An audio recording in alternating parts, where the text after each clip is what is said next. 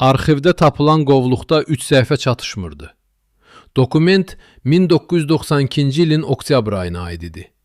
Mavi mürəkkəblə yazılmışdı və kənarında kiçik qeyd var idi. Yandırmaq lazımdı. Ancaq kimsə bu əmri yerinə yetirməmişdi və bu qovluq 30 il sonra bir muzey işçisinin əlində meydana çıxdı. Qovluğun üzərində sadəcə bir kəlmə var idi. Naxçıvan. O 3 itmiş səhifədə nə yazılmışdı? Kim onları gizlətmişdi və niyə? Bu suallar bizi 1990-cı illərin ən qaranlıq dövrünə aparır. Naxçıvanın blokada illərinin dərinliklərinə, harda bir liderin iradəsi və xalqın sədaqəti tarix yazdı. 1991-ci ilin oktyabr axşamlarından birində Naxçıvan tamamilə qaranlığa qərq olmuşdu. Elektrik enerjisi artıq 3 aydır yox idi. Qaz kəməri 2 il əvvəl bağlanmışdı. Dəmir yolu, hansı ki əsrlər boyu bu torpağı böyük dünya ilə bağlamışdı, indi düşmən qüvvələrinin nəzarətində idi. Naxçıvan əsl mənada tənha adaya çevrilmişdi. Azərbaycanın qalan ərazilərindən ayrılmış, Ermənistan tərəfindən mühasirəyə alınmış, İrandan asılı qalmış. Bakıdakı mərkəzi hakimiyyət isə sanki bu regionu unudub getmişdi. Xalq cəbhəsinin gətirib çıxardığı xaosda heç kimin Naxçıvanı xatırlamağa vaxtı yox idi. Ancaq burada bir adam var idi, hansı ki bu torpağı heç vaxt tərk etməyəcəyinə and içmişdi. O adam bu torpaqda doğulmuşdu, burada böyümüşdü və indi 68-də ölkənin ən ağır sınağında öz doğma yurdunun yanında dayanmışdı. Heydər Əliyev Moskvada ən yüksək vəzifələr tutmuşdu. Azərbaycanı 10 illərlə idarə etmişdi. Lakin 1991-ci ildə o özünü yenidən sıfırdan başlayan bir döyüşçü kimi hiss edirdi. Blokadanın ilk günlərindən insanlar onun Naxçıvandan qaçacağına inandılar. Əksinə, o qaldı və bununla tarix yazdı. Gecələr xüsusilə ağır idi. Şəhərdə işıq yalnız bəzi evlərin pəncərələrində görünən şamların zəif alovundan gəlirdi. İnsanlar sobalarını tapmaq üçün ağacları kəsir, köhnə mebeli yandırırdılar. Körpə uşaqlar soyuqdan ağlayırdılar. Xəstəxanalarda əməliyyatlar şam işığında keçirilirdi. Naxçıvan bir canlı orqanizm kimi sönməyə başlamışdı və dünya buna baxırdı. Ermənistan mediası bu blokadanı qələbə kimi göstərirdi. Moskva isə sükut edirdi. Nə kömək, nə dəstək, nə də rəsmi etiraf. Sanki 650 min insanın yaşadığı torpaq artıq mövcud deyildi. Bir axşam Əliyev Naxçıvan Ali Məclisinin binasında oturmuş qovluqları nəzərdən keçirirdi. Masasının üzərində Türkiyə ilə danışıqların protokolları, İranla diplomatik yazışmalar və Bakıdan gələn pərakəndə məktublar var idi. O məktublardan birində yazılmışdı ki, mərkəzi hakimiyyət Naxçıvana hərbi köməklik göndərə bilməz. Blokada çox güclüdür. Başqa bir məktubda isə təklif edilirdi ki, Naxçıvan müstəqillik elan etsin və özü üçün çıxış yolu axtarsın. Əliyev bu məktubu yavaşca qatladı və siyirmənin içinə qoydu. O bilirdi ki, bu torpaq Azərbaycanın ayrılmaz hissəsidir və heç vaxt ondan ayrılmayacaq. Eyni vaxtda başqa bir yerdə, Bakıda, Xalq Cəbhəsinin qərargahında iclaslar keçirilirdi. Otaqda çoxlu adam var idi.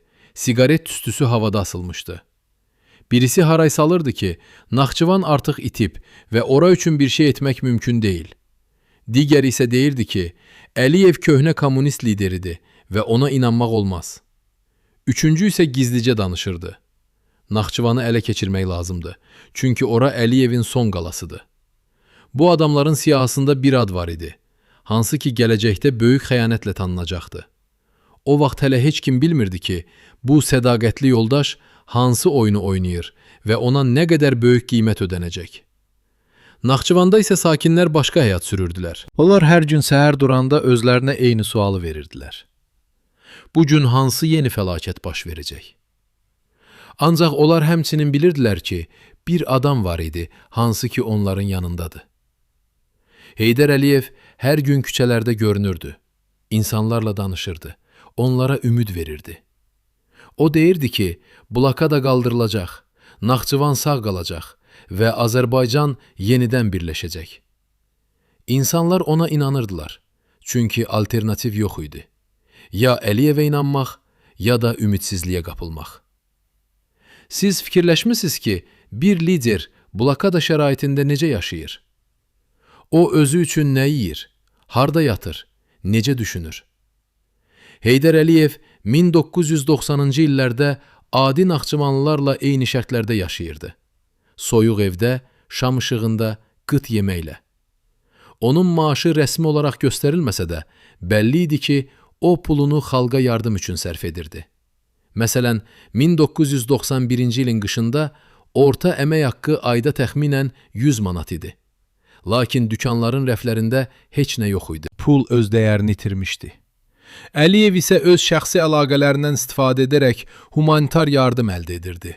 Çörək, dərman, odun. Bu yardımın hər kiloqramı xalq arasında bölüşdürülürdü və heç kim soruşmurdu ki, lider özü üçün nə saxlayıb. İndi isə əsl sual. Mərkəzi hakimiyyət həqiqətən Naxçıvanı unutmuşdumu? Yoxsa bu planlaşdırılmış tərk etmə idi?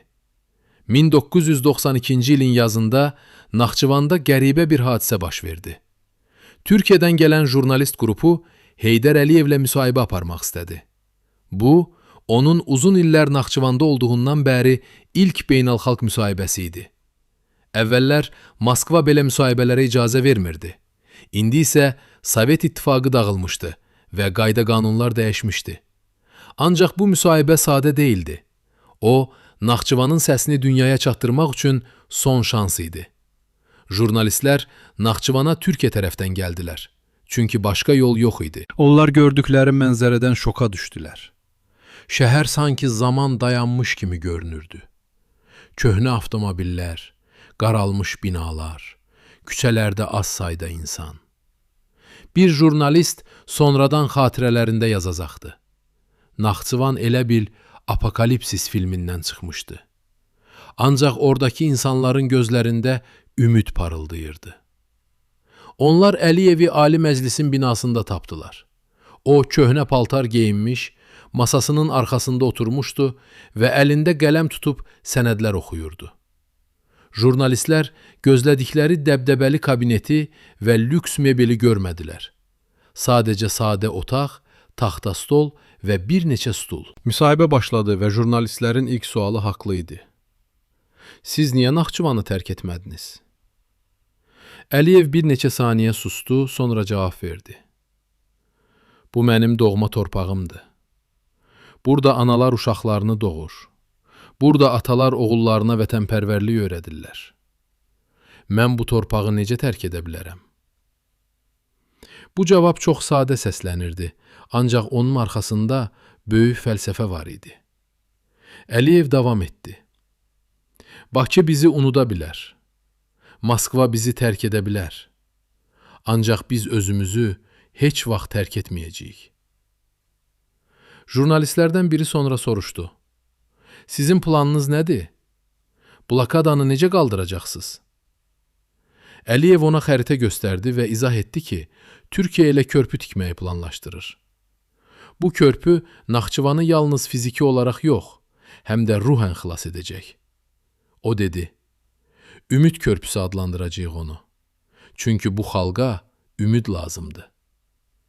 Ancaq Əliyev bilirdi ki, körpü tikmək asan deyil. Ermənistan buna qarşı çıxacaq. Rusiya etiraz edəcək. Beynəlxalq ictimaiyyət susacaq. Buna baxmayaraq o qərar vermişdi və bunun üçün hər şeyə hazır idi. Müsahibənin sonunda bir jurnalist çox şəxsi sual verdi. Siz yorulmursuz? 2 ildir ki, eyni mübarizəni aparırsınız və heç bir nəticə yoxdur. Əliyev ona baxdı və gülümsədi. Yorulmaq lüksüdür. Mən yorulmağa haqqım yoxdur. Çünki xalq mənə inanır. Sonra o əlavə etdi. Gələcək nəsillər bizim bu günlərimizi xatırlayacaqlar.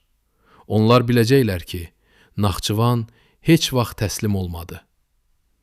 Bu sözlər jurnalistlərin qulaqlarında xüsusi səsləndi.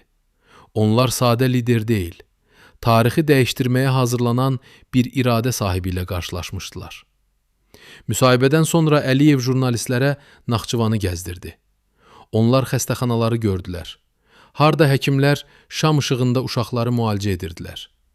Onlar məktəbləri gördülər. Harda müəllimlər soyuqda dərs deyirdilər. Onlar bazarı gördülər. Harda qadınlar öz əl işlərini satıb biraz pul qazanmağa çalışırdılar. Hər yerdə eyni mənzərə idi. Kasıblıq, çətinlik, ancaq eyni zamanda ümid. Jurnalistlərdən biri dedi, bu insanlar qəhrəmandırlar. Əliyev cavab verdi, xeyr, onlar sadəcə Naxçıvanlılardır. Həmin müsahibə Türkiyə televiziyasında yayımlandı və dünyada böyük əks-səda doğurdu. İlk dəfə insanlar Naxçıvanın vəziyyətini eşitdilər və bəziləri kömək təklif etməyə başladılar. Türkiyə hökuməti rəsmi olaraq Azərbaycana dəstək verəcəyini bəyan etdi. Hətta bir neçə Avropa ölkəsi humanitar yardım göndərməyə razılaşdı. Ancaq Ermənistan və Rusiya bu yardımın Naxçıvana çatmasını əngəlləməyə çalışırdılar. Onlar yeni bəhanələr tapırdılar. İnzibati çətinliklər, texniki problemlər, gecikmələr. Əliyev bütün bunları bilirdi və alternativ yollar axtarırdı. Eyni vaxtda Bakıda başqa mənzərə var idi. Xalq cəbhəsinin ofislərində lüks mebel, bahalı xalçalar və zəngin süfrələr var idi.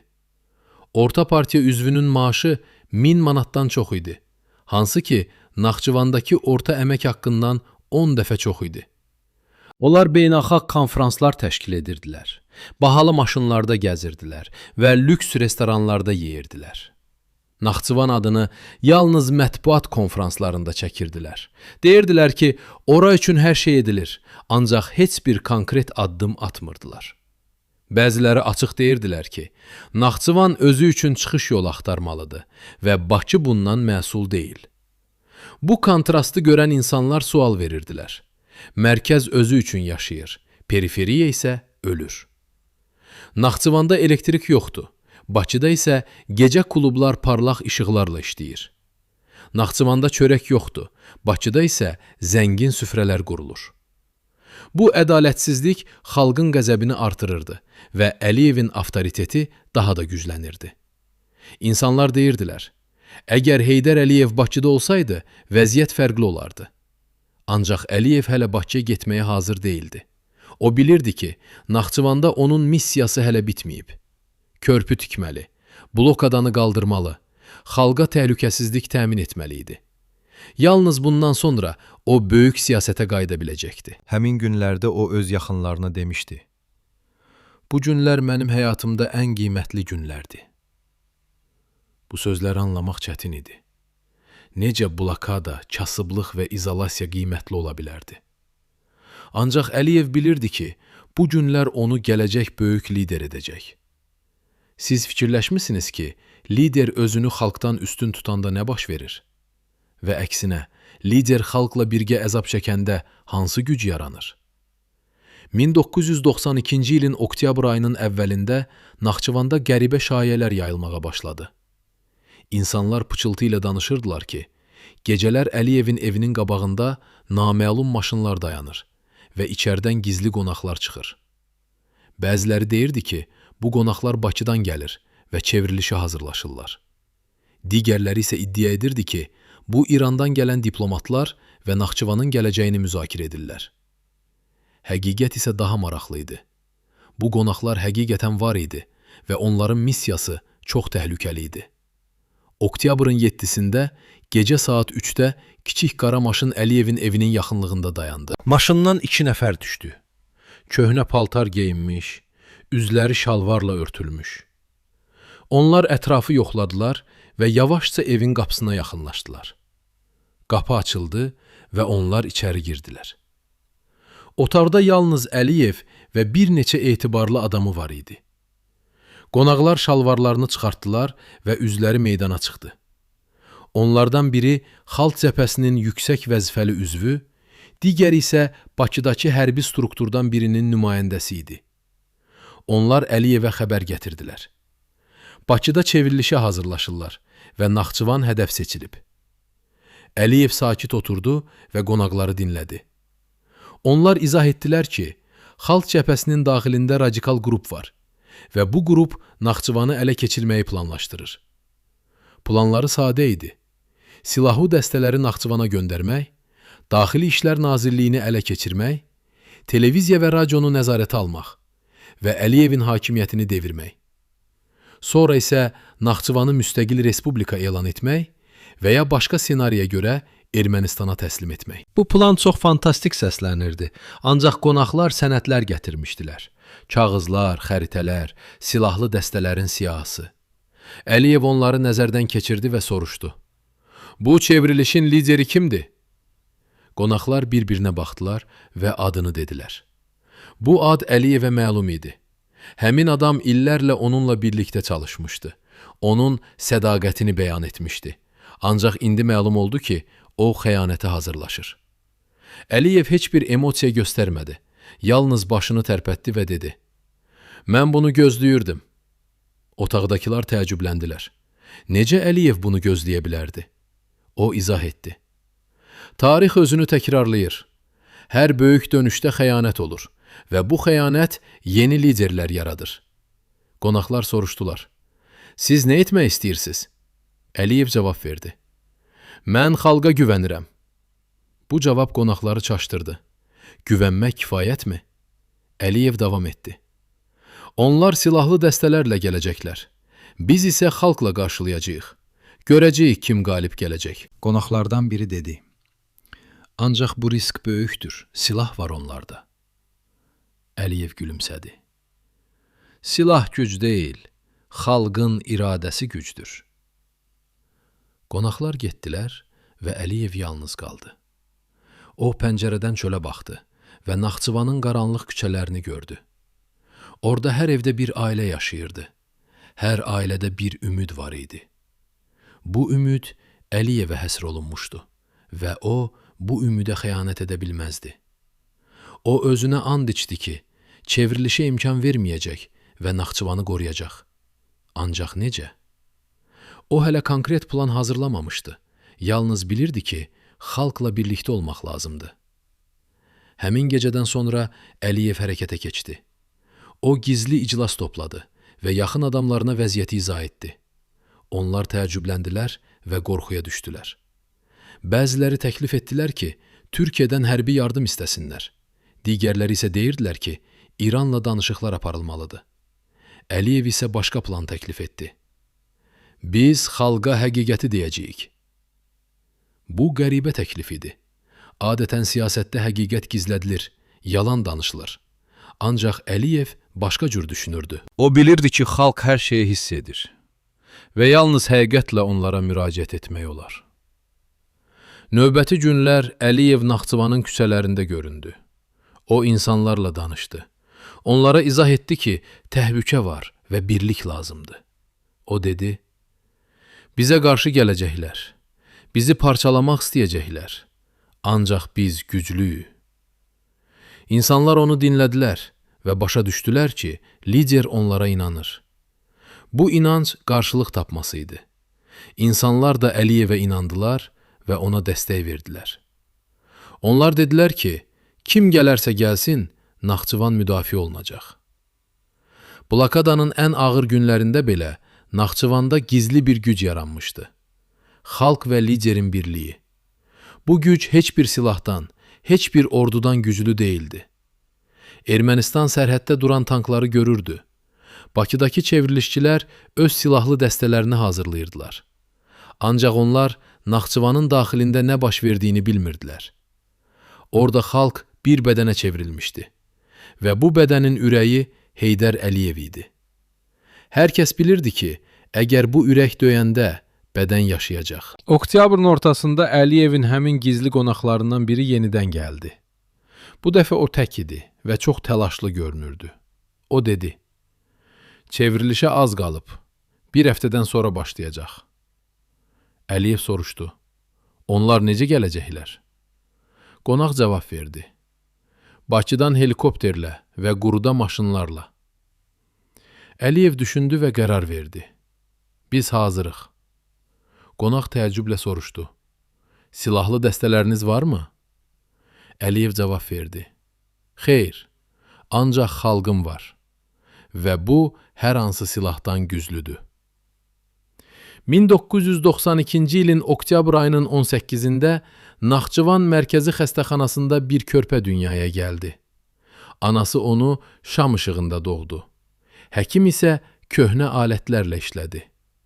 Doğuşdan sonra körpə ağladı və bu ağlamaq bütün xəstəxana boyunca eşidildi. Tibb bacısı uşağı əlinə götürdü və pəncərəyə tərəf getdi.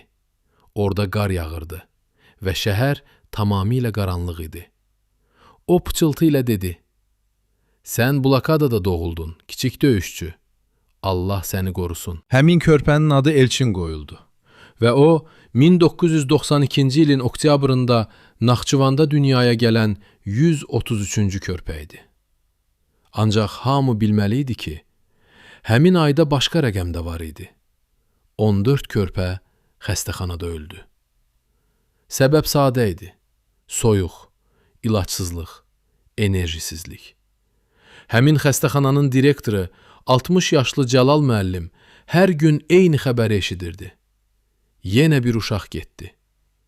O bu sözləri eşidəndə içi parçalanırdı. Ancaq üzünə heç nə vurmurdu. Çünki əgər direktor ümidini itirərsə, bütün xəstəxana çökəcəkdi. Cəlal müəllimin otağında köhnə dəftər var idi və o dəftərdə hər ölən uşağın adı yazılmışdı. Ad, soyad, doğum tarixi, ölüm səbəbi. Bu dəftər gizli saxlanılırdı. Çünki rəsmi statistikada bu rəqəmlər göstərilmirdi. Bakıdakı mərkəzi hakimiyyət bu məlumatları istəmirdi. Çünki onlar Naxçıvanın fəlakətini inkar edirdilər. Bir gün Cəlal müəllim o dəftəri götürdü və Heydər Əliyevin yanına getdi. O bildirdi ki, xəstəxana artıq dayana bilmir və təcili kömək lazımdır. Əliyev dəftəri açdı və səhifələri vərəqlədi. Orada uşaqların adları sıralanmışdı. Fatimə, 2 aylıq, soyuqdan ürək tutması. Rəşad, 3 həftəlik, pnevmoniya. Günel, 1 aylıq, qidalanma çatışmazlığı. Hər ad bir faciə idi. Hər tarix bir ailənin göz yaşı idi. Əliyev səhifələri oxuyarkən üzü dəyişdi. Əvvəl sakit idi. Sonra gözlərində yaş parıldadı. O dəftəri bağladı və Cəlal müəllimə dedi: "Bu dəftər tarix yazır. Ancaq bu tarix heç vaxt təkrarlanmamalıdır." Əliyev dərhal hərəkətə keçdi. O, özünün şəxsi əlaqələrindən istifadə edərək Türkiyədən təcili tibbi yardım istədi. Türk hökuməti razılaşdı və bir həftə ərzində 3 yük təyyarəsi Naxçıvana uçdu.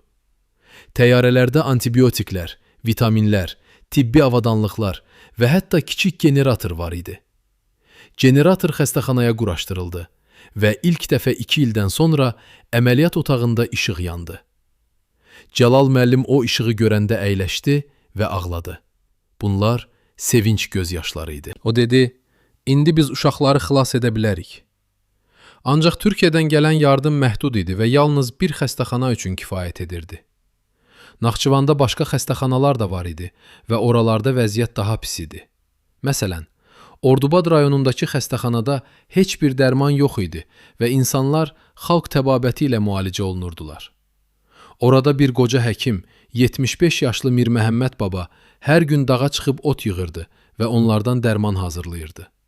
O deyirdi: "Qədim zamanlardan bizim babalarımız beləcə müalicə olunurdular. İndi biz də eyni yolu gedirik." Ancaq hamı bilirdi ki, otlar antibiotiklərin yerini tuta bilməzdi və bəzi xəstəliklərə qarşı gücsüz idi. Həmin günlərdə Naxçıvanda qəribə statistika yarandı. Rəsmi məlumata görə xəstəxanalarda ölənlərin sayı azalırdı. Ancaq həqiqətdə başqa mənzərə var idi. İnsanlar evdə ölürdülər və xəstəxanaya heç getmirdilər. Çünki orada da kömək almaq mümkün değildi və nəqliyyat da yox idi. Ailələr öz xəstələrini evdə baxırdılar və ölüm baş verəndə sakit bastırırdılar. Heç kim bilmirdi ki, həqiqətdə neçə nəfər öldü. Bəzi tədqiqatçılar deyirlər ki, blokada illərində Naxçıvanda təxminən 3000 nəfər vaxtından əvvəl öldü. Bu rəqəm heç vaxt rəsmi təsdiqlənmədi, ancaq hər ailədə itmiş bir adam var idi. Əliyev bu faciəni görürdü və içində qəzəb yığılırdı. O bilirdi ki, bu ölümlərə görə məsuliyyət yalnız Ermənistanın deyil, həm də Bakıdakı laqeyd hakimiyyətin üzərinə düşür. Ona görə də o qərar verdi ki, xalqa həqiqəti deməlidir. Oktyabrın 21-də Əliyev Naxçıvan radiosunda çıxış etdi və açıq danışdı. O dedi: "Bizim uşaqlarımız ölür, çünki bizə kömək gəlmir. Bakı bizdən uzaqdır və bizim səsimizi eşitmir. Ancaq biz davam edəcəyik, çünki Naxçıvan heç vaxt təslim olmayıb." Bu çıxışı bütün Naxçıvan dinlədi və insanlar başa düşdülər ki, onların lideri həqiqəti gizlətmir. Həmin axşam Cəlal müəllim yenidən o dəftəri açdı və yeni ad yazdı. Xəyalə. 4 aylıq. Hipotermiya. Bu blokada dövründə ölən uşaqların siyahısındakı 146-cı ad idi. Ancaq Cəlal müəllim bu dəfə bir şey əlavə etdi. O dəftərin sonunda yazdı: "Tarix sizi xatırlayacaq, kiçik mələklər. Siz Naxçıvanın azadlığı uğrunda şəhid oldunuz." Bu sözlər çox ağır idi, ancaq həqiqət də ağır idi. İndi isə düşünək, bir ölkənin gələcəyi hansı qiymətə qazanılır və o qiymət kimlər ödəyir? Oktyabrın 23-dən 24-ünə keçən gecə Heydər Əliyev yuxuda qəribə rüya gördü. Bu rüyada o özünü böyük meydanda gördü. Meydan insanlarla dolu idi və hamı ona tərəf baxırdı. Ancaq insanlar danışmırdılar, yalnız susurdular və gözləri ilə bir şey demək istəyirdilər. Əliyev onların üzlərinə baxdı və başa düşdü ki, bu insanlar xalq deyil, keçmiş və gələcək nəsillərin ruhları idi. Onlar ona sual verirdilər: "Sən hazırsan?" Əliyev cavab vermək istədi, ancaq səsi çıxmadı. Sonra meydanın ortasında kiçik uşaq göründü və o uşaq Əliyevin yanına gəldi. Uşaq əlində kitab tutmuşdu və o kitabı Əliyevə verdi. Kitabın üzərində yazı var idi: Sabah. Əliyev kitabı açmaq istəyəndə oyandı və anladı ki, bu rüya xəbərdarlıq idi. Səhər tezdən Əliyev qalxdı və hava hələ qaranlıq idi. O pəncərədən çölə baxdı və gördü ki, Naxçıvanın küçələrində insanlar artıq hərəkətdədir. Sanki hamı bilirdi ki, bu gün adi gün deyil. Əliyev əlini yudu, geyindi və öz iş otağına getdi. Masasının üzərində qovluqlar var idi. Dünənki gizli məlumatlar, çevrilişə dair xəbərlər. O qovluqları bir daha oxudu və qərar verdi ki, bu gün həlledici gün olacaq. Saat 8-də Əliyevin qapısı döyüldü. O qapını açanda gördü ki, qabaqda yaşlı qadın dayanmışdı. Qadının əlində kiçik çörək və bir stəkan çay var idi. Qadın dedi: "Oğul, bu səhər üçün. Allah qorusun səni." Əliyev çörəyi və çayı götürdü və təşəkkür etdi. Qadın getdi və Əliyev onun arxasınca baxdı. O özünə dedi: "Bu xalq üçün mən hər şeyə hazıram." Sonra o çörəyi yeyib çayı içdi və otağından çıxdı. Həmin gün səhər saat 9-da Naxçıvan Ali Məclisinin binasında fövqəladə yığıncaq keçirildi. Yığıncaqda rəsmilər, hərbi şəxslər və xalq nümayəndələri iştirak edirdilər. Əliyev tribunaya çıxdı və nitq söylədi. O dedi: "Bugün biz tarixi sınaqla üzləşəcəyik. Bizə qarşı güclər gəlir və onlar Naxçıvanı ələ keçirmək istəyirlər. Ancaq biz onlara izin verməyəcəyik." Zalda sükut hökm sürürdü. İnsanlar Əliyevi dinləyirdilər.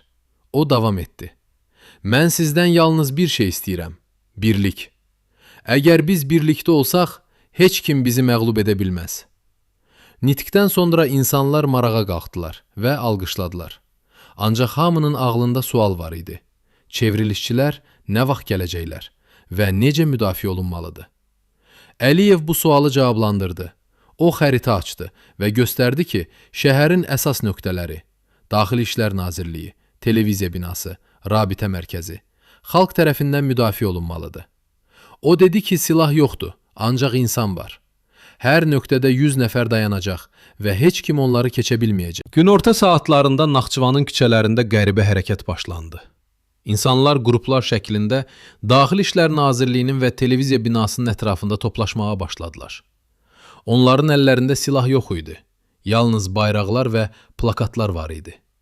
Plakatlarda yazılmışdı: "Naxçıvan bizidir. Xəyanətə yol yoxdur. Əliyev bizimlə. Polislər bu izdihamı görəndə çaşdılar, ancaq heç nə etmədilər. Çünki onlar da xalqın bir hissəsi idilər və Əliyevə sədaqətli idilər. Günortadan sonra saat 14-də ilk xəbər gəldi. Bakıdan helikopterlər Naxçıvan tərəfə uçur. Bu xəbər radarlarda qeydə alınmışdı və təxminən 3 saata Naxçıvana çatacaqlar. Əliyev bu xəbəri eşidəndə sakit qaldı. O bilirdi ki, planları işləyəcək. O əmr verdi ki, bütün insanlara məlumat verilsin və hazır olsunlar. Xəbər bir neçə dəqiqədə bütün şəhərə yayıldı və insanlar öz mövqelərinə getdilər. Saat 17-də göydə helikopterlərin səsi eşidildi. Onlar Naxçıvan hava limanına yaxınlaşırdılar. Ancaq limanda qəribə mənzərə var idi. Meydançada minlərlə insan toplanmışdı və onlar helikopterlərin enməsinə imkan vermirdilər. Helikopterlər başqasından dövrə vurdu və məcbur oldular geri qayıtsınlar. Pilot radioda dedi: "Meydançada izdiham var, enə bilmirik." Bu ilk uğur idi və Naxçıvan xalqı sevinclə alqışladı. Ancaq bu son deyildi. Çevrilişçilər alternativ plan hazırlamışdılar. Quruda maşınlarla gəlmək. Saat 19-da Naxçıvana aparılan əsas yolda maşınların kolonnu göründü. Kolonunda təxminən 20 maşın var idi və hər maşında silahlı adamlar oturmuşdu. Onlar Daxili İşlər Nazirliyinə tərəf irəliləyirdilər. Ancaq yolun ortasında baryerlər qurulmuşdu. Ağaclar, daşlar, köhnə avtomobillər. Baryerlərin arxasında isə insanlar dayanmışdılar. Qocalar, gənclər, qadınlar. Onlar əllərini bir-birinə bağlamışdılar və zəncir yaratmışdılar. Maşınlar dayanmağa məcbur oldular. Çevrilişçilərdən biri maşından düşdü və ucadan qışqırdı: "Yolu açın! Əks halda güc tətbiq edəcəyik." Ancaq insanlar yerindən tərpənmədilər. İçlərindən bir qoca qabağa çıxdı və dedi: "Biz Naxçıvanlıyıq və öz torpağımızı qoruyuruq. Əgər siz bizim üstümüzdən keçmək istəyirsinizsə, əvvəlcə bizi öldürməlisiniz." Bu sözlər çox güclü səsləndi və çevrilişçilər çaşdılar. Onlar gözləmirdilər ki, xalq belə qarşılaşacaq. Gec-gecə saat 23-də vəziyyət dəyişdi. Çevrilişçilər geri çəkilməyə qərar verdilər. Çünki xalqın müqaviməti onların gözlədiklərindən daha güclü idi. Maşınlar yavaş-yavaş geri döndülər və Naxçıvanı tərk etdilər. İnsanlar bunu görəndə sevindilər və alqışladılar. Naxçıvan təhlükədən xilas olmuşdu və bu xilasda heç bir güllə atılmamışdı. Yalnız xalqın iradəsi iştirak etmişdi. Əliyev həmin gecə yenə öz rüyasını xatırladı. O başa düşdü ki, rüyadakı sabah məhz bu gün idi və o uşağın verdiyi kitab xalqın sədaqətinin simvolu idi. Bəzilər deyə bilər ki, bu sadəcə təsadüfdür. Ancaq Əliyev inanırdı ki, böyük anların arxasında hər zaman mistika olur. Oktyabrın 24-ü Naxçıvan tarixinə qara hərf ilə yazıldı. Rəsmi sənədlərdə bu gün dövlət çevrişi cəhdi adlanır. Ancaq xalq arasında başqa ad var: Xəyanət günü. O gün Bakıdan gələn silahlı dəstələr yalnız xalqın iradəsi ilə deyil, həm də bir adamın fədakarlığı sayəsində dayandırıldı. O adamın adı isə 30 il sonra məlum oldu və bu tarixə yeni səhifə əlavə etdi. Çevrilişçilər geri çəkildikdən sonra Əliyev dərhal araşdırma əmri verdi. O bilmək istəyirdi ki, kim bu planı təşkil etdi, kim maliyyələşdirdi və kim içəridə kömək etdi. Araşdırma bir həftə davam etdi və nəticələr çox şok edici idi. Məlum oldu ki, çevrilişin lideri yalnız Bakıdakı xalq cəbhəsinin üzvü deyildi, həm də Əliyevin keçmişdən tanıdığı bir adam idi. Bu adam onunla birlikdə çalışmış, onun etimadını qazanmış və sonra arxadan xəyanət etmişdi. Həmin adamın adı Tofiq idi. O 50 yaşında, orta boyda, çəhrayı, sifətli bir şəxs idi. Keçmişdə Tofiq partiya strukturunda çalışmışdı və Əliyevin köməkçilərindən biri olmuşdu. Ancaq Sovet İttifaqı dağılandan sonra Tofiq öz fikrini dəyişdi və milli hərəkata qoşuldu. O, xalq cəbhəsinə üzv oldu və tez bir zamanda yüksək vəzifə aldı. İnsanlar onun haqqında yaxşı danışırdılar. Deyirdilər ki, Tofiq vətənpərvərdir və xalqın xeyrinə işləyir. Ancaq gerçək başqa idi. Araşdırma zamanı məlum oldu ki, Tofiq Naxçıvan çevrilişini planlaşdıran əsas adamlardan biri idi. O, Bakıda gizli görüşlər təşkil edir, silahlı dəstələrə maliyyə tapır və Naxçıvandakı əlaqələri ilə koordinasiya aparırdı. Onun planı sadə idi.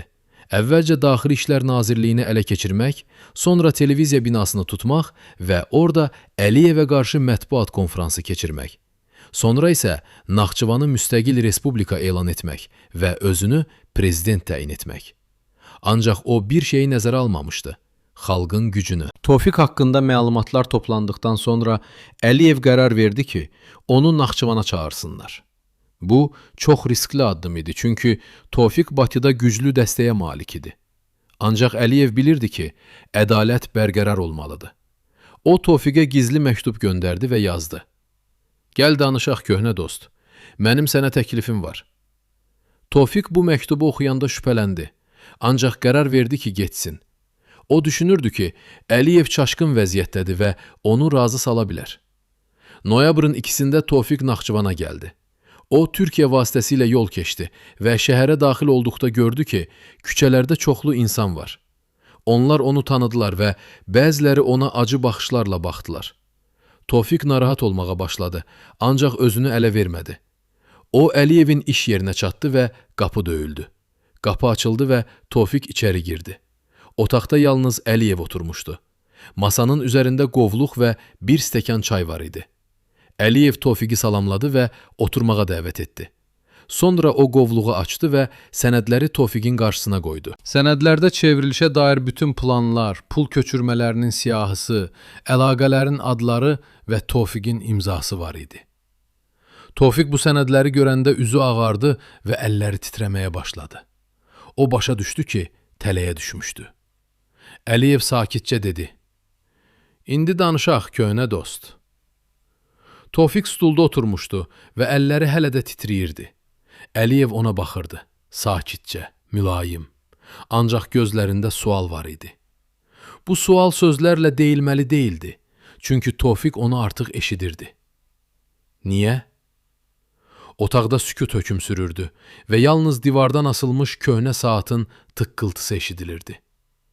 Hər tıqqıltı sanki bir saniyənin ötüb getməsini xatırladırdı və o saniyələr Tofiqin ömründən silinirdi.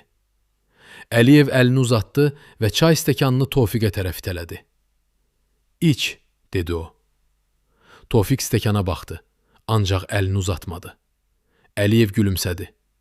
"Qorxma, zəhər yoxdur. Mən belə üsullardan istifadə etmirəm." Bu söz Tofiqi daha da gərginləşdirdi. Çünki o bilirdi ki, Əliyev zarafat etmiş. Əliyev davam etdi. "Sən mənim köhnə dostumsan. Biz birlikdə çalışdıq. Birlikdə çətinlikləri keçdik. Mən sənə inanırdım. İndi isə sən mənə xəyanət etdin. Mən yalnız bilmək istəyirəm. Niyə?" Tofiq başını aşağı saldı və uzun müddət sustu. Sonra o yavaşca danışmağa başladı. "Sən başa düşməzsən Heydər müəllim. Dünya dəyişdi. Sovet İttifaqı yoxdur. Köhnə qaydalar işləmir. İndi hər kəs özü üçün yaşayır və mən də yaşamaq istəyirəm." Əliyev onun sözlərini dinlədi və soruşdu. "Yaşamaq üçün xəyanət etmək lazımdırmı?" Tofiq cavab verdi. "Sən Naxçıvanda qalıb ölməyi seçdin. Mən isə Bakıda qalıb yaşamağı seçdim. Bu mənim seçimimdir." Əliyev ayağa qalxdı və pəncərəyə tərəf getdi.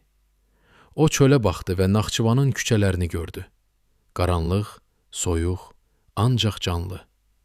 O dedi: "Sən düşünürsən ki, yaşamaq sadəcə nəfəs almaqdır. Ancaq həqiqi yaşamaq başqadır. Bu, öz xalqına xidmət etməkdir. Öz torpağını qorumaqdır. Sən bunu unutmusan." Tofiq başını qaldırdı və dedi: "Mən unutmamışam.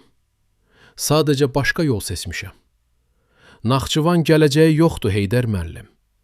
Bu torpaq blokadadır və heç vaxt azad olmayacaq.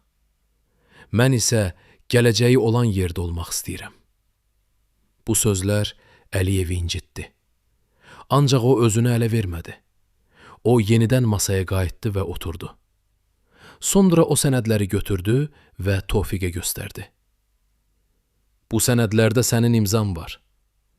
Sən çevrilişi planlaşdırmısan, pul köçürmüsən, silahlı dəstələr göndərməsən. Sən Naxçıvanı ələ keçirmək istəyirdin. Ancaq sən bir şeyi nəzərə almamısan. Xalqı. Tofiq gülümsədi. Xalq? Xalq həmişə güclünün tərəfində olur. Əgər mən qalib gəlsəydim, xalq mənim tərəfimdə olacaqdı. Əliyev başını buladı. Xeyr, Tofiq, sən səhv edirsən. Xalq həqiqətin tərəfində olur və həqiqət mənim tərəfimdədir. Tofiq cavab verdi. Sənin həqiqətin köhnədir. İndi yeni dövr gəlir və o dövrdə sənin kimi liderlərə yer yoxdur. Əliyev ona baxdı və dedi. Bəlkə sən haqlısan. Bəlkə mən köhnəyəm. Ancaq mən hələ də buradayam və sən məğlub oldun. Bu nəyi göstərir? Tofiq sustu və cavab verə bilmədi. Əliyev davam etdi. İndi mən sənə seçim verirəm. Birinci, sən bu otaqdan çıxıb Bakıya qayıda bilərsən və heç vaxt Naxçıvana qayıtmayacaqsan. İkinci, sən burada qalıb məhkəməyə veriləcəksən və xalq sənin haqqında qərar verəcək. Üçüncü, sən özün etiraf edib bağışlanma diləyəcəksən. Tofiq təəccüblə soruşdu. Üçüncü variant nədir? Sən məni bağışlayacaqsan? Əliyev cavab verdi. Mən yox, xalq bağışlayacaq. Ancaq bunun üçün sən səmimi olmalısan. Tofiq düşündü və qərar verdi. O dedi, mən birinci variantı seçirəm. Mən Bakıya qayıdacağam və heç vaxt Naxçıvana qayıtmayacağam. Əliyev başını buladı və dedi, yaxşı, ancaq bil ki, sən özünü məhkum etdin. Sən xalqından qaçdın və bu xalq səni heç vaxt bağışlamayacaq. Tofiq ayağa qalxdı və qapıya tərəf getdi. Qapını açmazdan əvvəl o dedi, sən məni məhkum edirsən, ancaq tarix məni haqlı çıxaracaq. Əliyev cavab verdi. Tarix hər şeyi göstərəcək, Tofiq. Ancaq mən əminəm ki, sən səhv tərəfi seçmisən. Tofiq otaqdan çıxdı və bir daha heç vaxt Naxçıvana qayıtmadı. O, Bakıda yaşamağa davam etdi və siyasətdə fəal oldu. Ancaq onun adı həmişə xəyanətlə bağlı qaldı və insanlar onu Naxçıvanın satqını adlandırdılar. 1993-cü ildə Heydər Əliyev Bakıya qaydanda Tofiq onu qarşılamağa gəlmədi. O, kölgədə qaldı və heç vaxt yüksək vəzifə ala bilmədi. Bəziləri deyir ki, o ömrünün sonuna qədər peşman oldu, ancaq heç vaxt bunu etiraf etmədi. Əliyev isə həmin görüşdən sonra öz gündəliyinə bir cümlə yazdı. Xəyanət ən ağır günahdır, çünki o, etimadı öldürür. Bu cümlə onun fəlsəfəsini əks etdirirdi. Lider yalnız güclü deyil, həm də etibarlı olmalıdır. Və xalq yalnız güclü lideri deyil, etibarlı lideri seçir. Ancaq xainlərlə hesablaşmaq döyüşün yalnız bir cəbhəsi idi. Heydər Əliyev başqa düşmənlə də üzbəüz qalırdı, öz bədəninin fiziki həddi ilə. Blokada illərində o 68 yaşındaydı. Onun şəxsi həkimi Əli müəllim xatirələrində yazmışdı ki, Heydər müəllimin sağlamlığı ciddi sınaqdan keçdi. Gündə 18 saat iş, yalnız 6 saat yuxu, səhər yeməyi, çörək və çay, axşam yeməyi çox vaxt qonaqlara gedirdi. Əli müəllim deyirdi ki, Heydər müəllim öz payını tez-tez başqalarına verirdi və özü yalnız çay içirdi. Blokada illərində Əliyevin çəkisi 10 kiloqram azaldı. Ancaq ən böyük təhlükə ürək idi. Bir dəfə 1992-ci ilin yanvarında onun təzyiqi 180-90 oldu. Kritik səviyyə. Əli müəllim onu dərhal xəstəxanaya aparmaq istədi. Əliyev imtina etdi. Əgər mən xəstəxanaya getsəm, xalq düşünəcək ki, mən zəifəm. Mən bunu edə bilmərəm. Əli müəllim sonralar dedi ki, Heydər müəllimin bədəni dəmir kimi idi, ancaq ruhu daha güclü idi. Çünki bədən yorulur, ancaq ruh yorulmur. Və Əliyevin ruhu Naxçıvan xalqının ümidi ilə qidalanırdı. İndi isə sual, bir liderin bədəni nə qədər davam edə bilər? Və o bədən nə ilə qidalanır? Yeməklə, yoxsa məqsədlə? Bu sual havada asılı qaldı. Çünki blokadanın ən qanlı mərhələsi hələ qabaqdaydı və Əliyev bilirdi ki, fiziki gücü kifayət etməyəcək. Lazım olan başqa şey idi. Arxivlərdə gizlənən həqiqət. 1992-ci ilin noyabr ayında Naxçıvan Dövlət Arxivində qəribə hadisə baş verdi. Gecə yarısı arxivin qapısı açıldı və içəri 3 nəfər girdi. Onlar fənərlə işıqlandırırdılar və arxivin dərin hissəsinə getdilər. Orada köhnə qovluqlar saxlanılırdı. Sovet dövründən qalan sənədlər, protokollar, məxfi hesabatlar. 3 nəfər müəyyən qovluqları tapdılar və onları çantaya yığdılar. Sonra onlar arxivdən çıxdılar və heç kim onları görmədi. Səhər arxivin direktoru 50 yaşlı Ramiz müəllim işə gələndə gördü ki, bəzi qovluqlar yoxdur. O dərhal polisə xəbər verdi və araşdırma başlandı. Araşdırma zamanı məlum oldu ki, oğurlanan qovluqlarda Naxçıvanın blokada illərinə dair məlumatlar var idi. Xüsusilə orada Bakı ilə Naxçıvan arasında aparılan gizli yazışmalar, maliyyə hesabatları və hərbi əməliyyatların planları saxlanılırdı. Bu sənədlər çox həssas idi.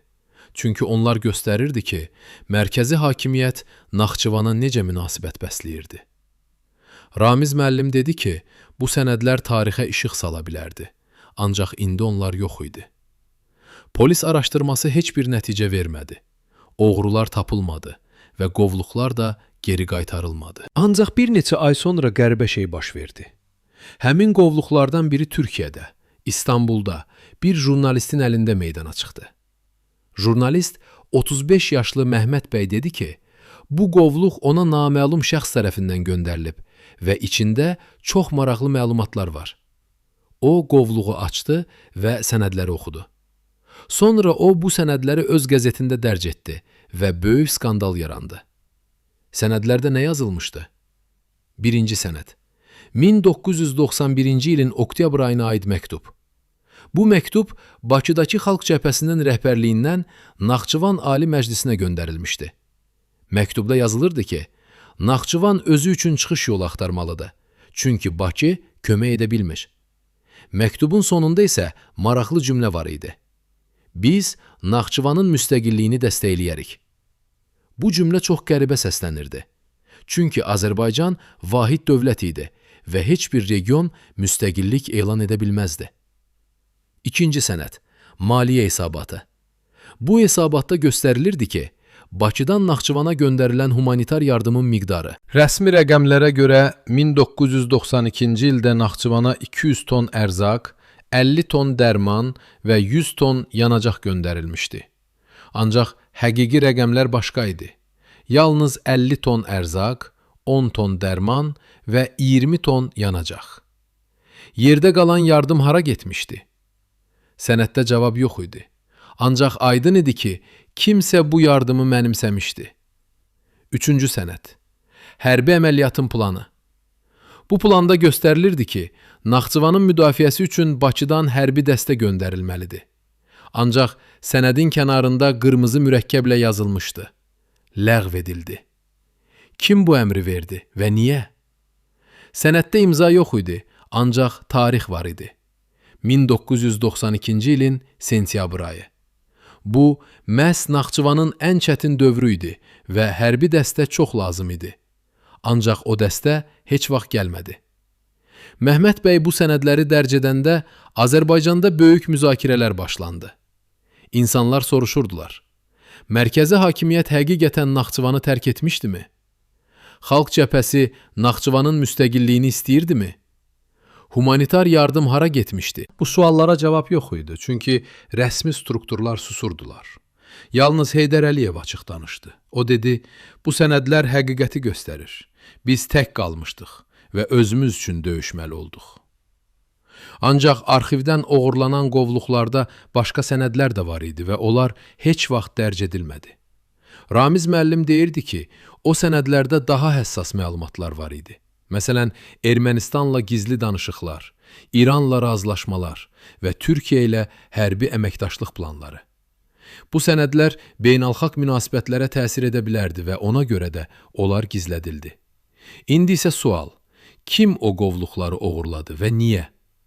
Bəzi tədqiqatçılar deyirlər ki, bu xalq cəbhəsinin əməli idi və onlar öz xəyanətlərini gizlətmək istəyirdilər. Digərləri isə iddia edirlər ki, bu xarici kəşfiyyatın işi idi və onlar Azərbaycanın daxili vəziyyətini öyrənmək istəyirdilər. Üçüncü versiya isə daha maraqlıdır. Bəziləri deyirlər ki, qovluqları Heydər Əliyevin özü oğurlatdı. Çünki o, həqiqətin dünyaya çıxmasını istəyirdi. Həqiqət nə olursa olsun, bir şey aydındır. Arxivlərdə hələ də çoxlu gizli sənədlər var. Və onlar Naxçıvanın blokada illərinin tam mənzərəsini göstərə bilər. Ancaq bu sənədlər hələ də gizlədilir və bəlkə də heç vaxt açılmayacaq. Çünki bəzən həqiqət çox ağır olur və onu eşitmək üçün cəmiyyət hazır olmur. Ramiz müəllim arxiv hadisəsindən sonra öz gündəliyinə yazmışdı. Tarix yalnız qalib gələnlər tərəfindən yazılır. Ancaq həqiqət hər zaman arxivlərdə gizlənir və gözləyir ki, kimsə onu tapsın. Bu sözlər dərin fəlsəfə daşıyırdı. Tarix və həqiqət həmişə eyni şey deyil. Ancaq arxivlərdəki kağız savaşları real döyüş meydanının yanında uşaq oyunuydu. Çünki dekabr ayında Ermənistan ordusu son hücuma hazırlaşırdı və bu dəfə məqsəd sadə kənd deyildi. Bütün Naxçıvan idi. 1992-ci ilin dekabr ayında Naxçıvanın sərhədində qəribə hərəkət başlandı. Ermənistan tərəfindən tanklar və zirehli maşınlar sərhədə yaxınlaşdılar. Onlar hücum etmirdilər. Yalnız dayanıb gözləyirdilər. Sanki bir şeyin baş verməsini gözləyirdilər. Naxçıvan sərhəd qoşunları bu hərəkəti izləyirdilər və narahat olurdular. Onlar bilirdilər ki, Ermənistan hər an hücuma keçə bilər və Naxçıvanın müdafiə gücü məhduddur. Həmin günlərdə Heydər Əliyev gizli məlumat aldı. Bu məlumat ona dedi ki, Ermənistanın hərbi rəhbərliyində Qara Qartal adlı əməliyyat planlaşdırılır. Bu əməliyyatın məqsədi Naxçıvanı işğal etmək və Azərbaycandan tamamilə ayırmaq idi. Planın detalları dəhşətli idi. Əvvəlcə sərhəd kəndlərini ələ keçirmək, sonra Ordubad rayonunu tutmaq və nəhayət Naxçıvan şəhərinə hücum etmək. Əməliyyat 3 mərhələdə keçirilməli idi və hər mərhələ bir həftə davam edəcəkdi. Əliyev bu məlumatı oxuyanda başa düşdü ki, vəziyyət kritikdir. O dərhal hərbi şuranı topladı və vəziyyəti izah etdi. Şurada General Polad, 55 yaşlı, təcrübəli hərbi şəxs, dedi ki, Naxçıvanın müdafiə gücü Ermənistan ordusuna qarşı çox zəifdir. O dedi, bizdə yalnız 2000 əskər var və onların silahları köhnədir. Ermənistanda isə 10.000 əskər və müasir texnika var. Biz bu döyüşdə qalib gələ bilmərik. Otaqdakılar sustu və hamı Əliyevə baxdı. Əliyev ayağa qalxdı və dedi, biz hərbi gücə görə zəif ola bilərik, ancaq ruhən güclüyük. Ermənistan tankları ələ keçirə bilər, ancaq xalqın ürəyini ələ keçirə bilməz. General Polad soruşdu, ancaq tanklar ürəkləri əzə bilər. Əliyev cavab verdi, yalnız o ürəklər ki qorxaqdır. Naxçıvan xalqı isə qorxaq deyil. Sonra o plan təklif etdi. Türkiyədən kömək istəmək, beynəlxalq ictimaiyyətə müraciət etmək və xalqı səfərbər etmək. Həmin gecə Əliyev Türkiyə prezidenti ilə telefon danışığı apardı. O vəziyyəti izah etdi və kömək istədi. Türkiyə prezidenti dedi ki, rəsmi hərbi kömək göndərə bilməz, çünki bu beynəlxalq hüququ pozar. Ancaq o, diplomatik təzyiq göstərəcəyini və humanitar yardım göndərəcəyini vəd etdi. Əliyev bu cavabdan məyus oldu, ancaq başa düşdü ki, başqa seçim yoxdur. Dekabr ayının 15-də Ermənistan ordusu hərəkətə keçdi. Onlar sərhəd kəndlərindən birinə, Kərki kəndinə hücum etdilər. Kərki kiçik kənd idi. Orada yalnız 300 nəfər yaşayırdı. Kəndin müdafiəsi üçün yalnız 20 əskər var idi. Ermənistan ordusu isə 200 əskər və 5 tank göndərdi. Döyüş səhər saat 6-da başlandı və günorta saat 2-yə qədər davam etdi. Naxçıvan əskərləri qəhrəmancasına döyüşdülər, ancaq güc bərabər deyildi. Kərki kəndi işğal edildi və əskərlərdən 14 nəfər şəhid oldu. Bu xəbər Naxçıvana çatanda xalq şoka düşdü. İnsanlar küçələrə çıxdılar və etiraz etdilər. Onlar haray salırdılar. Kərkini geri qaytarın, Ermənistana ölüm. Əliyev xalqı sakitləşdirməyə çalışdı, ancaq qəzəb çox güclü idi. O başa düşdü ki, xalqın qəzəbini istiqamətləndirmək lazımdır. O dedi, biz Kərkini geri qaytaracağıq, ancaq bunun üçün birlik lazımdır. Həmin axşam Əliyev yenidən hərbi şuranı topladı. O, General Polada soruşdu. Nə qədər vaxtımız var? General cavab verdi. Əgər Ermənistan bu templə davam etsə, bir həftə ərzində Ordubada çatacaqlar. Sonra isə Naxçıvan şəhəri. Əliyev düşündü və qərar verdi. Biz onları Ordubadda dayandırmalıyıq. Əgər Ordubad düşsə, hər şey bitər. O gecə heç kim yatmadı. Naxçıvan əskərləri Ordubada müdafiə xətti qurdular. Xalq könüllü olaraq onlara kömək etdi. Qadınlar xəndək qazdılar. Uşaqlar daş daşıdılar. Qocalar yol bağladılar. Hamı bilirdi, bu son döyüşdü. Bu döyüşdə ya Naxçıvan azad qalacaq, ya da əbədi olaraq itəcək. Əliyev həmin gecə öz gündəliyinə yazdı. Sabah günəş çıxanda biz ya qəhrəman olacağıq, ya da tarix. Bu cümlə onun son ümidini əks etdirirdi. Çünki o bilirdi, Qara Qartal əməliyyatı başlayıb və heç nə onu dayandıra bilməz. Dekabr ayının 18-də səhər saat 5-də Ordubad rayonunun sərhədində ilk partlayış səsi eşidildi. Ermənistan artilleriyası atəşə başlamışdı və mərmilər Naxçıvan torpağına düşürdü. Hər partlayış torpağı sarsıdırdı və göy qırmızı alovla işıqlanırdı. Ordubad şəhərinin sakinləri bu səsləri eşidəndə başa düşdülər ki, döyüş başlayıb. Qadınlar uşaqları qucaqladılar. Kişilər silah axtardılar. Qocalar isə dua etdilər. Heydər Əliyev həmin səhər Ordubaddaydı. O, əskərlərlə birlikdə xəndəkdə dayanmışdı və düşmənin hərəkətini izləyirdi. Onun yanında General Polad və bir neçə yüksək rütbəli zabit var idi. Əliyev onlara dedi, bugün biz tarix yazırıq. Gələcək nəsillər bu günü xatırlayacaqlar. General Polad cavab verdi. Əgər biz sağ qalsaq, Heydər müəllim. Əliyev gülümsədi. Biz sağ qalacağıq, çünki başqa seçimimiz yoxdur. Artilleriya atəşi 1 saat davam etdi. Sonra tanklar irəliləməyə başladılar. Onlar yavaş-yavaş Naxçıvan mövqelərinə yaxınlaşırdılar və hər metr qazandıqları torpaq Ermənistan bayrağı ilə işarələnirdi. Naxçıvan əskərləri atəş açdılar, ancaq onların silahları köhnə idi və tankları məhv edə bilmirdilər. Bəzi mərmilər tankların zirəhindən sıçrayıb geri qayıdırdı. Əskərlər çarəsizlik hiss edirdilər, ancaq geri çəkilmirdilər. Saat 8-də birinci tank Naxçıvan mövqələrinə çatdı. O, xəndəyin kənarında dayandı və topunu Naxçıvan əskərlərinə tərəf çevirdi. Əskərlər başa düşdülər ki, bir neçə saniyədən sonra atəş açılacaq və onlar məhv olacaqlar. Ancaq o anda qəribə şey baş verdi. Tankın arxasından kiçik qrup göründü. Bu qrup Ordubad sakinlərindən ibarət idi və onların əllərində Molotov kokteylləri var idi. Onlar tanka yaxınlaşdılar və kokteylləri atdılar. Tank alovlandı və içərdəki heyət çölə çıxmağa məcbur oldu. Bu ilk qələbə idi və Naxçıvan əskərləri sevinclə qışqırdılar. Ancaq sevincləri uzun sürmədi, çünki arxadan başqa tanklar gəlirdi. General Polad Əliyevə dedi, biz daha çox Molotov kokteyli hazırlamalıyıq. Əliyev cavab verdi, xeyr, biz başqa şey hazırlamalıyıq, tələ. O xəritəni açdı və göstərdi ki, Tankların keçəcəyi yolda dar keçid var. O dedi, biz o keçidi partladacağıq və tanklar orada qalacaqlar. Plan dərhal həyata keçirildi. Bir qrup əskər keçidə getdi və orada partlayıcı qurğular quraşdırdı. Sonra onlar geri çəkildilər və gözlədilər. Tanklar yavaş-yavaş keçidə yaxınlaşdılar və birinci tank keçidin ortasına çatanda partlayış baş verdi.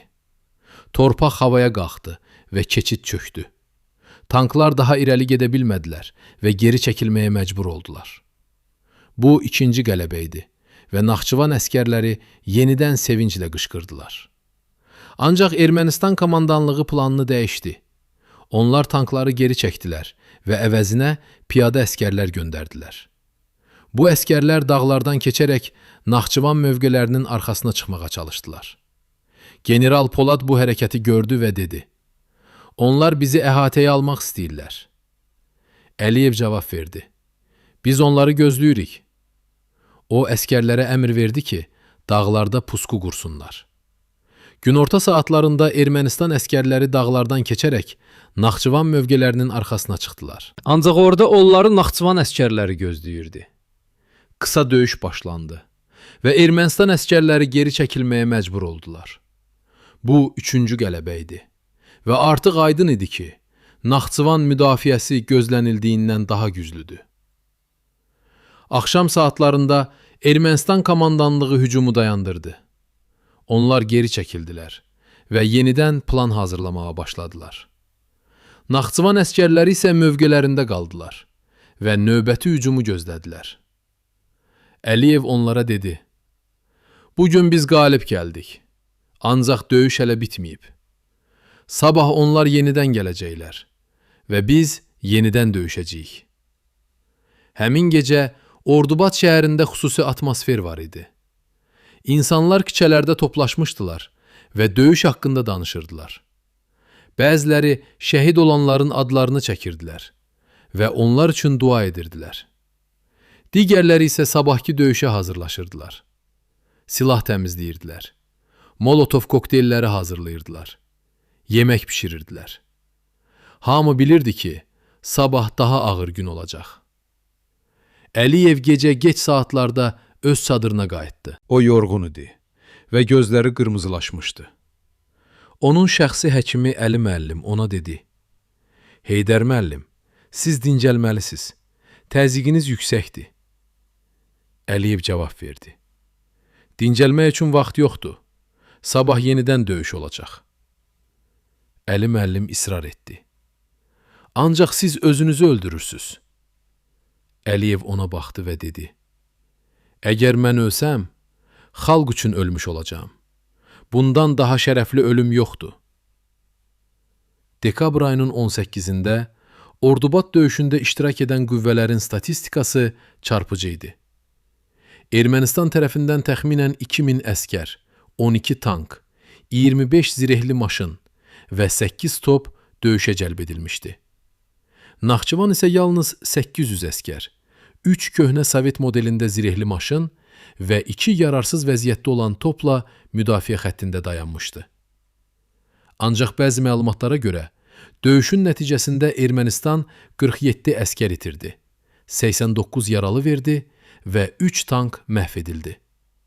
Naxçıvan isə 23 şəhid və 56 yaralı verdi. Bu rəqəmlər göstərirdi ki, sayca və texniki cəhətdən zəif olsalar da, Naxçıvan əskərləri ruhən daha güclü idilər. Onlar öz torpaqlarını müdafiə edirdilər və bu onlara əlavə güc verirdi. Ancaq ən maraqlı statistika Ordubad sakinlərinin iştirakı idi.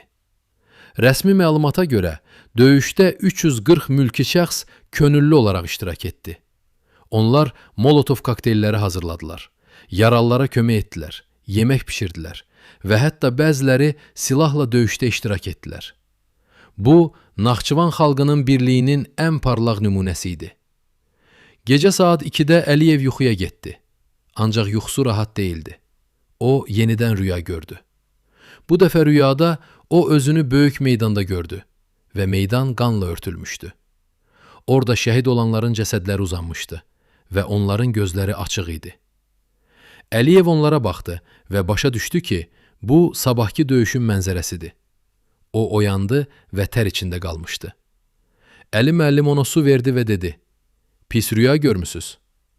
Əliyev cavab verdi: "Xeyr, gələcəyi görmüşəm." Dekabr ayının 21-də Ordubad döyüşü davam edirdi.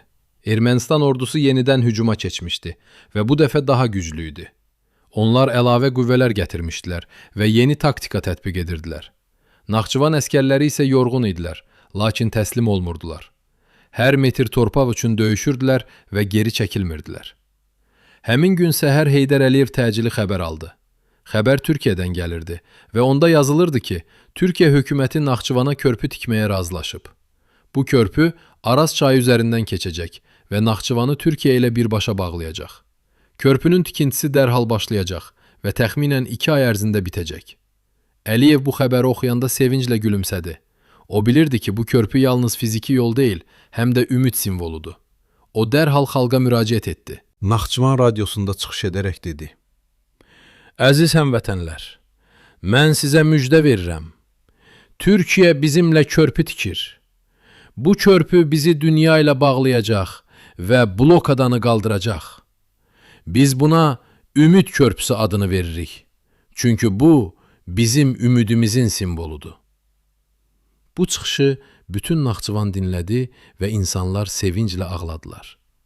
Onlar başa düşdülər ki, blokadanın sonu yaxınlaşır. Ancaq körpünün tikintisi asan deyildi. Ermənistan bu layihəyə qarşı çıxdı və beynəlxalq təşkilatlara şikayət etdi. Onlar iddia edirdilər ki, körpü beynəlxalq hüququ pozur və regional tarazlığı pozur. Rusiya da Ermənistanı dəstəklədi və Türkiyəyə təzyiq göstərdi. Ancaq Türkiyə geri çəkilmədi və tikintiyə davam etdi. Dekabr ayının 25-də, Milad bayramı günündə körpünün təməli qoyuldu. Bu mərasim çox sadə idi. Heç bir dəbdəbə, heç bir rəsmi qonaq. Yalnız bir neçə işçi, bir neçə mühəndis və Heydər Əliyev. O təməlin ilk daşını qoydu və dedi: "Bu daş Naxçıvanın azadlığının təməlidir." Sonra o əlavə etdi: Gələcək nəsillər bu körpüdən keçəndə xatırlayacaqlar ki, biz necə çətin günlər yaşadıq və necə qalib gəldik. Körpünün tikintisi sürətlə davam etdi. Türk mühəndislər gecə-gündüz işləyirdilər və hər gün körpü biraz daha uzanırdı. Naxçıvan sakinləri də kömək edirdilər. Onlar material daşıyırdılar, yemək bişirirdilər, işçilərə su verirdilər. Hamı bilirdi ki, bu körpü yalnız Türkiyənin deyil, bütün Naxçıvanın əməyidir. Yanvar ayının ortalarında körpü artıq yarıya çatmışdı. O, Araz çayının ortasında dayanmışdı və hər iki sahili görmək mümkün idi. Bir tərəfdən Naxçıvan, qaranlıq, soyuq, ancaq ümidli. Digər tərəfdə Türkiyə, işıqlı, isti, azad. Körpü bu iki dünyanı birləşdirirdi və hər gün biraz daha yaxınlaşdırırdı. Ancaq Ermənistan körpünün tikintisini dayandırmaq üçün hər şeyi edirdi. Yanvar ayının sonunda onlar körpüyə raket hücumu etdilər. Raket körpünün yaxınlığında partladı və bir neçə işçi yaralandı. Türkiyə dərhal etiraz etdi və beynəlxalq ictimaiyyətə müraciət etdi. BMT Təhlükəsizlik Şurası təcili iclasa toplaşdı və Ermənistanı pislədi. Fevral ayında ikinci hücum baş verdi və körpünün bir hissəsini zədələdi. Ancaq Türkiyə əlavə mühəndis və material göndərdi. Körpünün ətrafında hava müdafiə sistemləri quraşdırıldı. Mart ayının əvvəlində tikinti yenidən sürətlə davam etdi. Bir türk işçisi, 50 yaşlı Mehmet, raket partlayışında yaralandı. Əliyev şəxsən xəstəxanaya getdi və onunla görüşdü. Mehmet ona dedi: "Heydər müəllim, mən körpünü görməli olmalıyam." Əliyev əlini tutdu və dedi: "Sən onu görəcəksən, söz verirəm." Aprel ayının sonunda körpü nəhayət tamamlandı. O 200 metr uzunluğunda, 10 metr enində idi və üzərindən maşınlar keçə bilərdi. Körpünün açılış mərasimi may ayının 28-də keçirildi. Bu tarix təsadüfi seçilməmişdi. Məhz bu gün Azərbaycan Xalq Cümhuriyyəti qurulmuşdu və indi Naxçıvan yenidən azadlığa qovuşurdu. Mərasimdə Heydər Əliyev, Türkiyə prezidenti və minlərlə Naxçıvan sakini iştirak etdi. Əliyev çıxış edərək dedi: "Bu gün tarixi gündür. Biz blokadanı qırdıq və azadlığa qovuşduq. Bu körpü yalnız beton və polad deyil, Bu bizim iradəmizin, birliyimizin və ümidimizin simvoludur. Sonra o əlavə etdi. Mən bu körpüyə Ümid Körpüsü adını verirəm və bu ad əbədi qalacaq. Mərasimdən sonra ilk maşın körpüdən keçdi. Bu maşında humanitar yardım var idi. Çörək, dərman, paltar. Maşın Naxçıvana daxil olduqda insanlar sevinclə alqışladılar və ağladılar. Onlar başa düşdülər ki, blokada bitib və yeni həyat başlayır. Ancaq Ümid Körpüsü haqqında bir sir var idi, hansı ki, heç vaxt rəsmi olaraq təsdiqlənmədi. Tikinti işçilərindən biri, 50 yaşlı Mehmed Usta, sonralar xatirələrində yazmışdı ki, körpünün təməlində qəribə şey tapılmışdı. Tikintinin ilk günlərində torpaq qazılarkən işçilər köhnə daş lövhə tapdılar. Lövhədə qədim yazı var idi və heç kim onu oxuya bilmədi. Arxeoloqlar çağırıldı və onlar lövhəni tədqiq etdilər. Məlum oldu ki, bu təxminən 1000 il əvvəl yazılmış ərəb dilində mətindir. Mətn tərcümə edildi və orada yazılmışdı. Bu torpaqda körpü tikən xoşbəxtlik tapacaq və xalqı xilas edəcək. Bu sadəcə təsadüfdürmü, yoxsa qədim peyğəmbərlikmi? Mehmed Usta deyirdi ki, mühəndislər bu lövhəni körpünün təməlinə qoydular və üzərinə beton tökdülər. İndi o lövhə körpünün dərinliyində gizlənir və heç kim onu görə bilməz. Ancaq bəlkə də məhz o lövhə körpüyə xüsusi güc verir və onu qoruyur. Əliyev bu hekayəni eşidəndə gülümsədi və dedi, mistika və ya deyil, mühüm olan nəticədir. Biz körpü tikdik və xalqı xilas etdik. Bundan başqa heç nə vacib deyil. Körpünün açılışından sonra Naxçıvana humanitar yardım axını başlandı. Hər gün onlarla maşın körpüdən keçərək Naxçıvana daxil olurdu. Onlarda ərzaq, dərman, yanacaq, tikinti materialı var idi. Naxçıvan yavaş-yavaş dirçəlməyə başladı. Elektrik enerjisi bərpa olundu. Qaz kəməri təmir edildi. Xəstəxanalar yenidən işləməyə başladı. Ancaq ən böyük dəyişiklik insanların üzlərində idi. Onlar artıq ümidsiz deyildilər. Gözlərində işıq var idi. Onlar başa düşdülər ki, ən çətin günlər arxada qalıb və gələcək parlaq olacaq. Və bu gələcəyin arxitekti Heydər Əliyev idi. 1993-cü ilin may ayında Naxçıvanda yenidən seçkilər keçirildi. Heydər Əliyev böyük səs çoxluğu ilə Naxçıvan Ali Məclisinin sədri seçildi. Bu, onun rəsmi statusunu təsdiqlədi və ona daha çox səlahiyyət verdi. Ancaq Əliyev bilirdi ki, Naxçıvandakı missiyası bitib və indi Bakıya qayıtmaq vaxtıdır. Bakıda vəziyyət xaotik idi. Xalq cəbhəsi hakimiyyəti idarə edə bilmirdi və ölkə anarxiyaya doğru gedirdi. Qarabağ müharibəsi davam edirdi və Azərbaycan ərazilərini itirirdi. İqtisadiyyat çökməkdə idi və insanlar kasıblaşırdı. Xalq yeni liderə ehtiyac duyurdu və hamı Heydər Əliyevə baxırdı. İyun ayının əvvəlində Bakıdan nümayəndə heyəti Naxçıvana gəldi. Onlar Əliyevə müraciət edərək dedilər ki, Bakıya qayıtmalıdır və ölkəni xilas etməlidir. Əliyev onları dinlədi və düşündü. O bilirdi ki, Bakıya qayıtmaq böyük risk deməkdir. Orada düşmənləri çoxdur və onlar onu məhv etməyə çalışacaqlar. Ancaq o həmçinin bilirdi ki, Azərbaycan ona ehtiyac duyur. İyun ayının 15-də Əliyev qərar verdi. O, Naxçıvan xalqına müraciət edərək dedi, əziz həmvətənlər, mən sizinlə 3 il yaşadım. Biz birlikdə blokadanı keçdik, birlikdə döyüşdük, birlikdə qalib gəldik. İndi isə Bakı məni çağırır və mən getməliyəm. Ancaq bilin ki, mən həmişə Naxçıvanı ürəyimdə daşıyacağam. İnsanlar bu sözləri eşidəndə ağladılar. Onlar Əliyevin getməsini istəmirdilər. Ancaq başa düşürdülər ki, o daha böyük missiya üçün gedirdi. İyun ayının 18-də Heydər Əliyev Naxçıvanı tərk etdi. O, Ümid Körpüsündən keçərək Türkiyəyə getdi və oradan təyyarə ilə Bakıya uçdu. Naxçıvan xalqı onu yola saldı. Minlərlə insan küçələrdə toplaşmışdı və əl yelləyirdi. Bəziləri ağlayırdı, digərləri isə alqışlayırdı. Hamı bilirdi ki, bu sadə vidalaşma deyil, tarixi andı. Bakıya çatanda Əliyevi böyük izdiham qarşıladı. İnsanlar hava limanında toplaşmışdılar və Əliyev, Əliyev deyə haray salırdılar. O, təyyarədən düşəndə gördü ki, Bakı dəyişib. Şəhər qaranlıq, küçələr boş, insanlar yorğun. Ancaq onların gözlərində ümid var idi.